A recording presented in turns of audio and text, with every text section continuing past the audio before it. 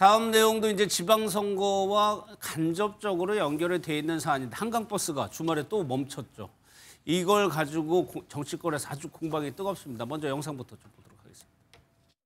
서울시는 시범 운항 기간에 고장 기록과 조치 사항에 대해서 제가 서울시 자료를 요구하니까 서울시가 뭐라고 답변했냐면 민간 사업자 추진 사항이라 자료가 없다라고 공식적으로 답변했습니다. 왜 이렇게 성급하게 정식 운항을 허가하셨습니까? 총체적인 보고는 받았고요. 안전상의 문제가 없다는 보고는 받았고요.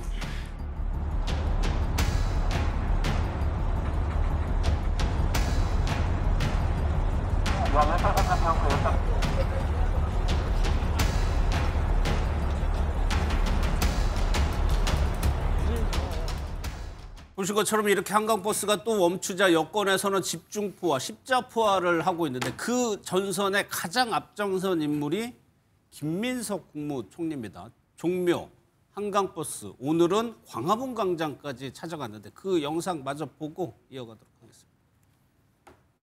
바로 그냥 턱 하고 숨을 맞지. 종로 이곳에서 봤을 때는 그냥 확실하게 딱 막히는 기가 막히는 결과가 되었습니다. 안전 부분은 우리가 좀 걱정도 되고 책임감을 같이 가져야 되는 부분이기 때문에 오늘 나와봤고 안전 문제는 철저히 챙겨주십시오. 네, 알겠습니다.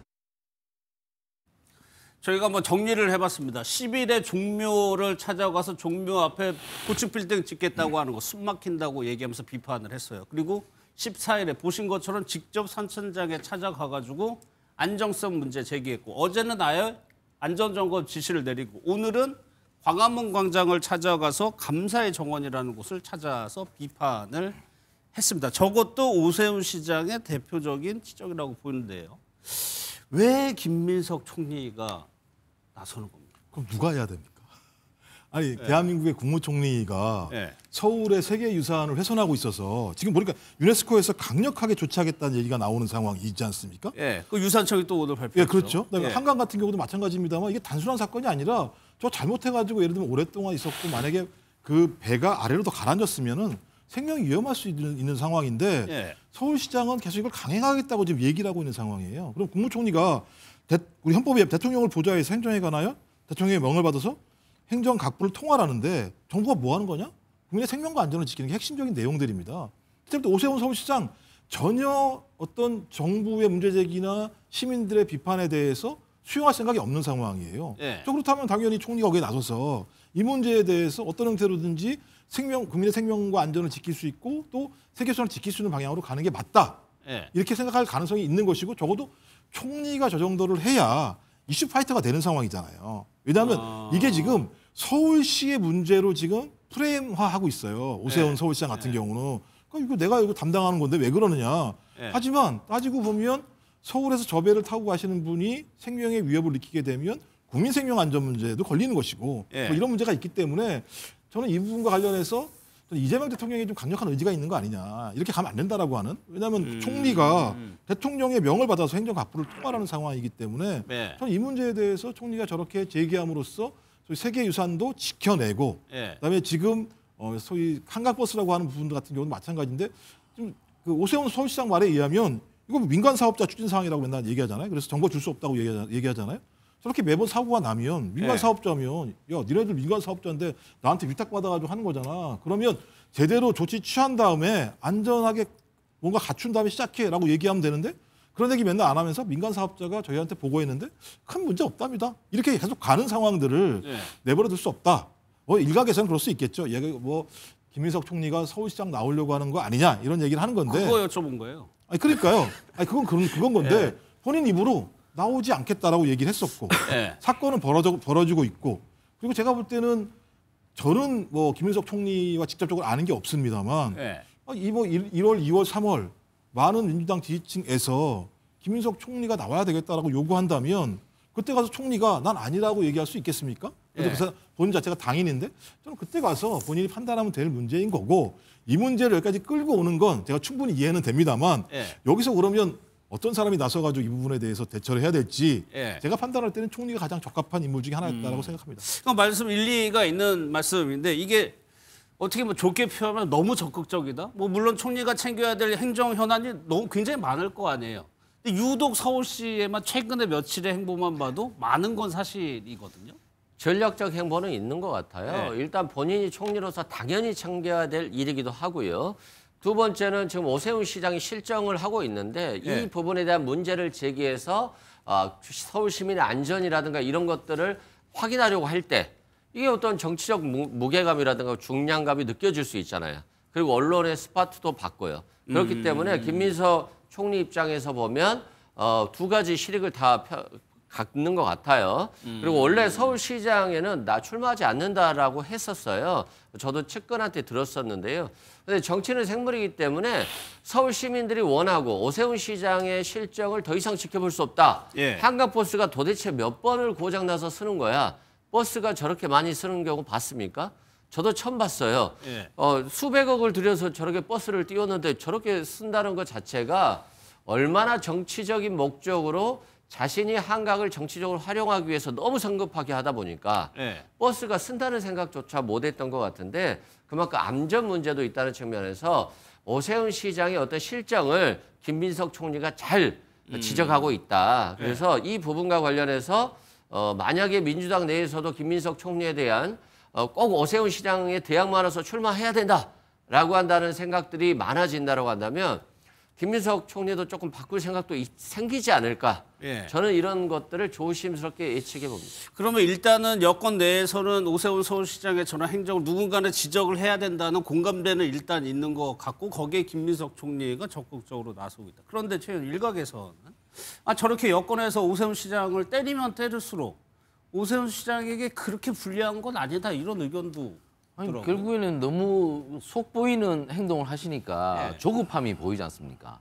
저게 안 되니까 저렇게라도 하는 모양이다. 지방자치 시행된 지가 30년이 넘었습니다. 예. 한강버스 문제 있으면 서울시 의회에서 민주당에서 매섭게 질타를 하셔야죠. 서울시 의회에서. 서울시 의회 의장님이 나서든지 예. 서울시 의회에서 질타하시는 게 지방자치의 근본이죠. 중앙정부가 서울시의 행정에 대해서 이리저리 얘기할 수는 있습니다. 하지만 그 먼저 질타해야 되는 것은 서울시 의회죠. 그것이 바로 견제와 균형의 원리가 지방정부에서 이루어지는 메커니즘인데 그것을 벗어나서 총리께서 저렇게 말씀하시면 급하긴 급하다. 저렇게 조급한 이유가 뭘까? 저렇게 역효과를 부르는 거죠. 그럼 결국에는 민주당은 대항자가 없구나, 오세훈에. 그러니까 결국에는 총리가 저렇게 나서서 저런 식으로까지 때려서 저렇게 서울시장 한번 해보고 싶으시구나. 이렇게 보이시니까 더욱더 애가 타시고 그래서 결국엔 종묘도 간섭하시고 수상버스도 간섭하시고 하시는데 이게 전 세계를 돌아보면 서울 같은 도시는 고밀도 개발이 이루어지죠. 그러니까 종묘 같은 곳에서 저밀도 개발을 고집하는 것은 전 세계의 시류에 맞지 않고 그리고 해외 관광 요즘 많이 다니시지만 템즈 강이든 라인 강이든 수은을 이용하지 않는 어떤 도시가 있습니까? 다 그렇게 이용을 해서 한강버스처럼 많은 배들이 다니죠. 그런 강들 보면 한강보다 훨씬 폭이 좁은 곳에서도 많은 배들이 다닙니다. 예. 그렇기 때문에 그것은 전 세계의 시대적 조류인데도 불구하고 이것을 생산적인 비판하는 건 괜찮습니다. 이런 것은 좀 조심하셨어야죠. 이렇게 하는 것은 괜찮지만 이것을 전면적으로 부정하는 비판은 예. 결국 서울시장에 대한 조급함, 서울시장 안 되니까 조급함에서 이런 말을 하시는 것 같아서 저는 이것은 대범하지 못한 일이다. 예. 국무총리께서는 사실 세종도 가셔야 되고 서울도 와 계셔야 되기 때문에 굉장히 바쁩니다. 저도 총리실 출입해 봤습니다만 눈코 뜰 새가 없습니다. 하지만 저런 사안에 대해서 저렇게 집중을 하시면 예. 오해를 받을 수밖에 없다. 전 총리께서 좀 더 본연의 업무에 좀 집중하셨으면 좋겠습니다. 알겠습니다. 제가 사실관계 몇 가지만 네. 확인을 드리면 작년에 이미 서울시 의회에서 수십 문제가 좀 제기했어요. 수십 문제가 있기 때문에 저거 수십 문제 제대로 해결하지 못하게 되면 며칠 전 사고가 날 뻔하다라는 얘기를 했었어요. 문제 없다고 얘기했어요. 본인이 거기에 나와서. 이번에 국정감사, 서울시 국정감사에서 또 민주당 의원들이 제기했었어요. 아무런 문제 없다라는 거예요. 근데 저런 사고가 터졌어요. 그러니까 서울시 의회에서 문제 제기해도 아무 상관도 안 하고 국회의원들이 문제 제기해도 아무 상관도 안 하니까 네. 이렇게 계속 가게 되면 큰 사고가 날 수 있다. 우리가 예를 들면 세월호부터 시작을 해서 이태원 참사까지 작은 사고들을 내버려 두면 국민 생명을 한번 잃으면 되찾을 수가 없는 겁니다. 좀 그런 상황에서라도 저는 오세훈 서울시장이 이 문제와 관련해서 진짜 이런 계속 반복되는 사고가 발생했을 때 아직까지야 인명사고가 안 났으니까 상관이 없습니다만 만약에 그런 사고가 나게 되면 어떻게 할 거예요? 저는 그래서 그런 부분에 대한 정확한 예를 들면 비판이라고 생각하시고 오세훈 서울시장이 이 문제에 대해서 국민들한테 좀 이렇게 앞으로 하겠습니다라고 하는 국민이 신뢰할 만한 답을 하시는 게 우선인 거지. 예. 총리가 저기에 나왔다고 해서 저게 뭐 내년 서울시장 선거 때문이야 이렇게 얘기하면 정부에 있는 많은 사람들 앞으로 어디 가서 무슨 일 하겠습니까? 아니, 뭐 그렇게 얘기할 때마다 따지면 말이 물관리의 주무부처는 환경부인데 환경부 장관이 먼저 말씀을 하시는 게 순서에 맞는 것이죠. 저것을 환경부 장관을 패싱해버리고 총리께서 나와버리신다면 또 다른 오해를 부르는 겁니다. 그러니까 행정엔 순서가 있는 것인데 그런 부분에 대해서 좀 순서와 절차를 지켜주셨으면 오해를 부르지 않을 텐데 총리께서 바로 나서시는 것은 오해를 불러일으키기에 충분하다. 저는 이렇게 좀 평가를 합니다.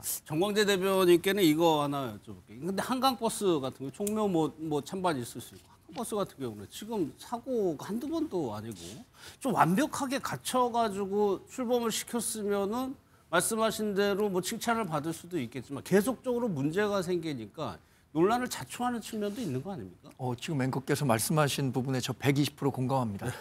종묘 문제와 한강버스 문제는 조금 결이 다르다고 봐요. 저는 종묘는 충분히 오세훈 시장이 이야기하는 바가 국민 또 서울 시민께 소구력이 있다고 봅니다. 왜냐?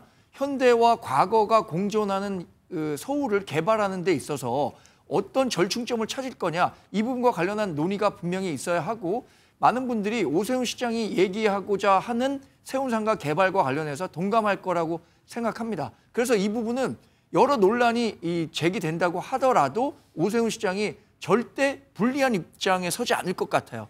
그런데 한강버스 문제는 이 한강에 그 새로운 교통수단을 도입한다는 자체 발상은 굉장히 좋습니다. 그러나 담보될 것은 분명한 건 안전이거든요. 근데 안전사고와 관련해서 벌써 15번의 문제가 발생했고 이것이 자칫 다만 한 명이라도 어떤 식으로든 사고가 일어나게 된다면 정치적 타격이 오세훈 서울시장에게는 정말 재기불능할 정도로 올 수도 있는 문제거든요. 이것에 대해서는 조금 더 신중하게 접근해야 하고 이런 안전을 담보할 수 없는 상태라면 무리해서 한강버스를 계속해서 추진하겠다라는 부분에 대해서는 좀 재고해야 될 부분이 있다고 생각합니다. 알겠습니다.